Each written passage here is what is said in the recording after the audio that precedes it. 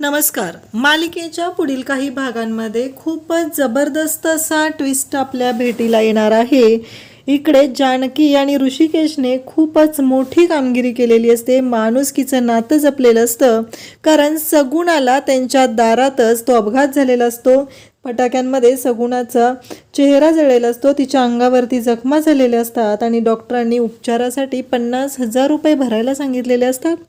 मग तेव्हा जानकी आणि ऋषिकेश त्यांच्या जवळ असलेले सगळे पैसे तिथे भरतात आणि आता पुन्हा जानकी ऋषिकेशकडे खूप मोठी अडचण येते. आता काय करायचं हा प्रश्न उभा राहिलेला असतो आणि त्याच वेळी त्यांच्या मदतीला येणार आहे ऐन पाडव्याच्या भाऊबीजेच्या दिवशी, ते म्हणजे विक्रांत आणि शर्वरी. विक्रांत हा आलेला आहे आणि तो ऋषिकेशला म्हणतो की ऋषिकेश दादा, आपण ना दोघंजण मिळून एकत्र बिझनेस चालू करूया. तर ऋषिकेश म्हणतो की माझ्याकडे फायनान्शियल काही नाही आहे. तेव्हा तो म्हणतो की काही नाही आहे, तुमच्याकडे जो अनुभव आहे तो खूप मोठा आहे, त्यामुळं दुसऱ्या कोणत्याही गोष्टीची मला गरज नाही. तुमचा अनुभव खूप मोठा आहे, फायनान्शियल सगळं मी बघून घेईल. तुमच्या अनुभवावर आपण आपला बिझनेस सुरू करायचा आहे. तर विक्रांत हा शर्वरीला समजून सांगणार आहे, त्याचबरोबर सौमित्रही शर्वरीची समजूत घालणारे आहे आणि ते सगळेजण येऊन इकडे जानकी ऋषिकेशला भेटणार आहेत आणि विक्रांत तर जानकी ऋषिकेशसोबत नवीन बिझनेस सुरू करणार आहे, हे आपल्याला पाहायला मिळणार आहे. तर हे सगळं कशा पद्धतीनं घडणार आहे त्यासाठी हा व्हिडिओ शेवटपर्यंत पहा. तर इकडे दिवाळीचा दिवस सुरू झालेला असतो. जानकी आणि ऋषिकेश आनंदात दिवाळी साजरी करत असतात, खूप आनंदात राहत असतात. सर्व गोष्टी खूपच व्यवस्थित होत असतात आणि त्याचबरोबर त्यांची दिवाळी ही आनंदात चाललेली असते. पण ऐश्वर्याच्या पोटात मात्र दुखत असतं. तिला ही गोष्ट सहनच होत नसते की हे दोघंजण एवढे आनंदात कसे काय आहेत. ह्या दोघांना आनंदात राहण्याचा अधिकारच नाही, हे सगळं तिचं म्हणणं असतं. काहीही झालं तरीही हे दोघंजण कधीच आनंदात राहू शकणार नाहीत, हे तिचं म्हणणं असतं. आणि त्याचबरोबर आपल्याला पाहायला मिळतं की हिने एक खूप मोठा डाव रचलेला असतो. म्हणून फटाके जे आहेत ते फटाके तिने म्हणजे सुतळी बॉम्ब आणि त्याचबरोबर बाकीचे फटाके हे सगळं तिनं निघून जानकीच्या घराच्या बाहेर ठेवलेलं असतं. अगदी म्हातारीचा वेश घेतलेला असतो, त्या वेशामध्ये ती त्या जानकीच्या घराच्या जवळ पोचलेली असते आणि तिथे नेऊन त्या गोष्टी ठेवलेल्या असतात. आणि त्यानंतर आपल्याला पाहायला मिळतं की जानकी तिथं येण्याआधी तिथे दारात आलेले असतात, ते म्हणजे सगुणा आणि गुलाब. तर जानकी म्हणते, पहिल्यांदाच आपल्याकडे कोणीतरी आलं आहे, मी त्यांचं स्वागत करते, त्यांच्या स्वागताची तयारी करते. म्हणून औक्षणाचं ताट आणायला जानकी आतमध्ये गेलेली असते आणि सगुणाला तो बॉक्स दिसतो. तो मिठाईचा बॉक्स आहे असं वाटतं आणि सगुणा तो बॉक्स उचलते आणि त्याच्यामधून फटाके बाहेर पडतात. आता ते फटाके जे आहेत ते फुटतात आणि त्यानंतर खूपच मोठा गोंधळ होतो. हे सगळं ज्या पद्धतीनं घडत असतं ते खूपच विचित्र असं असतं, कारण हे सगळं जेव्हा घडत आहे तेव्हा खूप मोठी गोष्ट घडत आहे. ते म्हणजे तिथे कोणाच्याही लक्षात येत नाही, कारण हे सगळं कशामुळं चालू आहे, का घडत आहे. आणि इकडे जानकी आणि ऋषिकेशला कळायचं बंद झालेलं असतं. एवढी मोठी गोष्ट घडलेली असते आणि या सगळ्यातून कसा मार्ग काढायचा. त्याचबरोबर सगुणाला आता ॲडमिट केलं जातं. जानकी ऋषिकेश दोघंही सगुणाला घेऊन जातात. हॉस्पिटलमध्ये जे पैसे लागणार असतात ते पैसेही ते भरतात आणि त्यानंतर मोठी गोष्ट येते, ती म्हणजे आता पुढे काय. कारण आता पैसे तर भरलेले आहेत, परंतु पुढे काय करायचं आहे हा मोठा प्रश्न असतो. कारण जानकी ऋषिकेशकडे असलेले सगळे पैसे संपलेले असतात. त्यांनी जे होते नव्हते ते सगळे पैसे तिथे नेऊन भरलेले असतात आणि आता खूप मोठा प्रश्न उभा राहिलेला असतो. सगळे पैसे तर आपण तिथं भरलेले आहेत, आता पुढे काय करायचं. तेव्हा मात्र आपल्याला पाहायला मिळतं की जानकी म्हणते की अहो, आपण सगळे पैसे तर नेऊन भरलेत, आता पुढे काय करायचं. तेव्हा ऋषिकेश म्हणतो पुन्हा नव्याने सुरुवात करायची आणि ते दोघंजण घरी येतात. तर तो दिवस असतो पाडव्याचा आणि मग पाडव्याच्या दिवशी इकडे आपल्याला पाहायला मिळतं की विक्रांत शर्वरीला म्हणत असतो, शर्वरी तुला काहीतरी चुकल्यासारखं वाटत नाही आहे का. तू यावेळेस तुझ्या माहेरी गेली होती, पण तुला त्या घरामध्ये थोडं वेगळं वाटलं नाही का?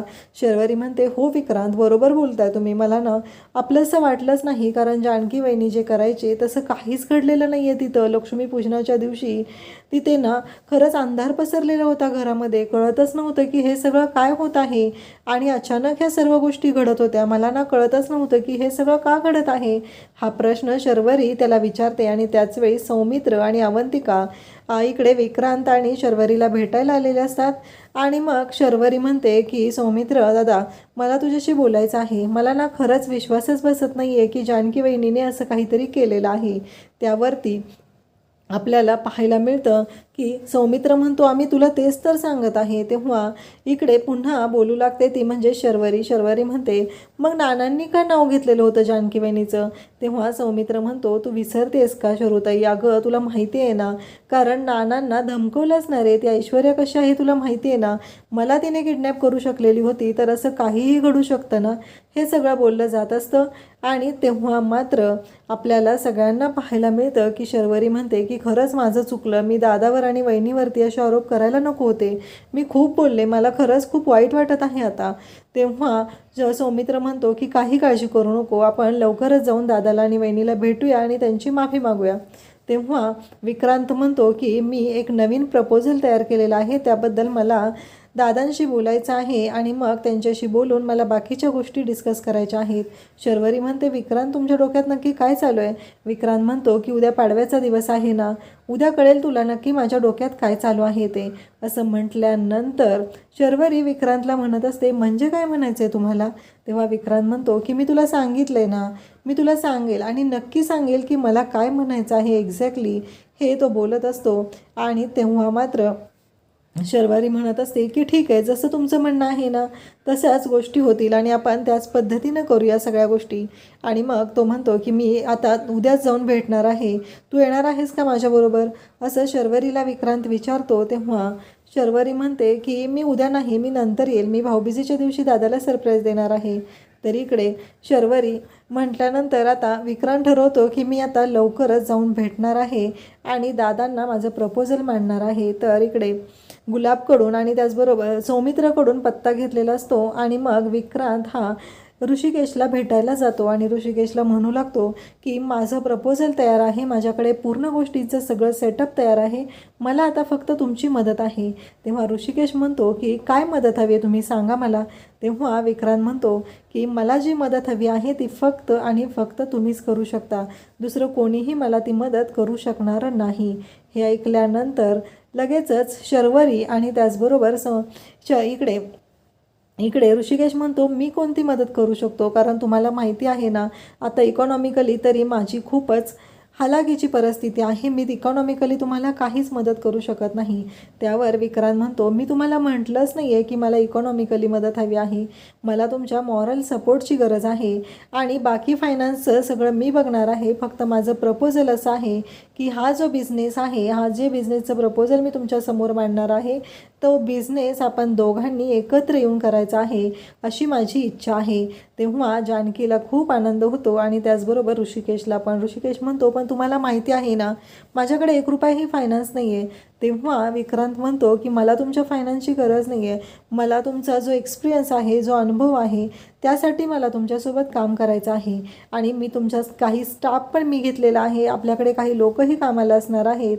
आणि हे ऐकल्यानंतर इकडे ऋषिकेशला खूप छान वाटतं आणि जानकी म्हणते, हां विक्रांत भाऊजी बरोबर बोलताय तुम्ही, पण तुम्हाला लक्षात येतं आहे ना, पण शर्वरी वॅन्सनचं माहिती आहे ना, त्यांना ही गोष्ट पटणार आहे का? तेव्हा विक्रांत म्हणतो की तुम्हाला लवकरच आणखी एक सरप्राईज मिळणार आहे.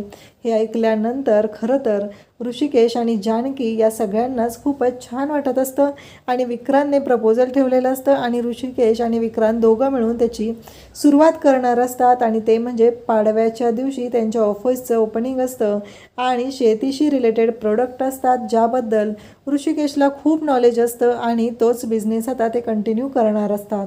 तर इकडे आता विक्रांतने बिझनेस प्रपोजल दिलेलं असतं. तर दुसऱ्या दिवशी आता आपल्याला पाहायला मिळतं की शर्वरी त्याचबरोबर सौमित्र हे सगळे भाऊबीजेच्या दिवशी ऋषिकेशच्या घरी आलेले असतात आणि त्यांच्याबरोबर अवंतिकाही आलेली असते. सगुणा हॉस्पिटलमध्ये असते, त्यामुळं घरातल्या सगळ्या कामांचा लोड हा ऐश्वर्यावर आलेला असतो आणि अवंतिका, सौमित्र, त्याचबरोबर ऋषिकेश, जानकी, शर्वरी आणि विक्रांत सगळेजण एकत्र असतात आणि ओवीला इतका आनंद झालेला असतो. ओवी ओरडतच आत्तू आली म्हणून ती तिच्याकडे जाऊ लागते आणि त्याचवेळी सौमित्र सर्वजण आलेले असतात आणि खऱ्या अर्थाने जी भावंडांची दिवाळी आहे ती पाहायला मिळत असते. खरं तर सारंग याच्यामध्ये नसतो आणि सारंग येणारही नसतो, कारण तो सध्या ऐश्वर्याच्या ताटाखालचं मांजर झालेला असतो. हे सगळेजण एकत्र भेटलेले असतात आणि शर्वरी म्हणते की दादा, वहिनी मला माफ करा, कारण नानांनी बोट दाखवलेलं माझं मन मला म्हणत होतं की हे शक्यच नाही, जानकी वहिनी असं करणं शक्यच नाही, पण माझ्याकडनं त्या दिवशी जी चूक झालेली आहे त्यासाठी प्लीज तुम्ही मला माफ करा, हे सगळं ती बोलत असते. आणि तेव्हा मात्र जानकी तिला मिठी मारते, पण ऋषिकेश थोडासा रागवलेला असतो. तर शर्वरी हात जोडून ऋषिकेशची माफी मागत असते, म्हणत असते की खरंच दादा मला माफ कर ना, माहिती आहे ना तुला माझ्याकडे तेवढी समज नाही आहे, माझ्या तेवढ्या गोष्टी लक्षात येत नाही आहेत, हे सगळं ती बोलत असते. आणि त्यावेळेस ऋषिकेश तिला जवळ घेतो, तिचे गाल ओढतो आणि म्हणतो माझी लाडकी शरू खरंच अजूनही तेवढीच लहान आहे जशी लहानपणी होती तशीच, त्याच्यामध्ये काहीही बदल झालेला नाही. हो ना विक्रांतराव, बरोबर बोलतोय ना मी, तशीच हट्टी आहे ना ती. तेव्हा जानकी म्हणते अगदी बरोबर ऋषिकेश, तुम्ही अगदी बरोबर बोललेला आहात. हे सगळं जानकी बोलते आणि इकडे विक्रांत पण म्हणतो हो बरोबर आहे. आणि त्यानंतर पाडव्याच्या दिवशी जे ओपनिंग झालेलं असतं त्याबद्दल सौमित्र आणि अवंतिका दोघंही ह्या दोघांचंही अभिनंदन करतात आणि कौतुकाची थाप त्यांच्या पाठीवर मारतात. त्यानंतर आपल्याला पाहायला मिळतं नानांना आणि सुमित्रालाही कळलेलं असतं की आता ऋषिकेशने स्वतःचा बिझनेस सुरू केलेला आहे आणि त्याहीपेक्षा मोठी गोष्ट घडते, ती म्हणजे ही गोष्ट आता कळते, ती म्हणजे सयाजीरावला आणि त्याचबरोबर ऐश्वर्याला. त्यांना दोघांना इतका राग आलेला असतो. शेवटी सयाजीराव म्हणू लागतात की बघितलं ना, तुझ्याच घरातली माणसं तुझ्या विरोधात चाललेली आहेत ऐश्वर्या, लवकरच ह्या गोष्टींना आळा घाल. आणि मग ऐश्वर्या ठरवते की काहीही झालं तरीही मला आता या गोष्टीबद्दल विचार करायलाच पाहिजे, कारण हे सगळं जे काही घडत आहे ते पूर्णपणे चुकीचं आहे. जर शर्वरी माणसं अशा फिरू शकतात तर उद्या आईंना माझ्या विरोधात जायला वेळ लागणार नाही. त्यामुळं ती विचार करू लागते आणि ती म्हणते की काहीही झालं तरी शर्वरी माणसांनी असं करायला नको होतं, हे तिच्या डोक्यात आलेलं असतं. आणि इकडे ती म्हणू लागते की मला काहीही करून आता पुढचा डाव टाकायला पाहिजे.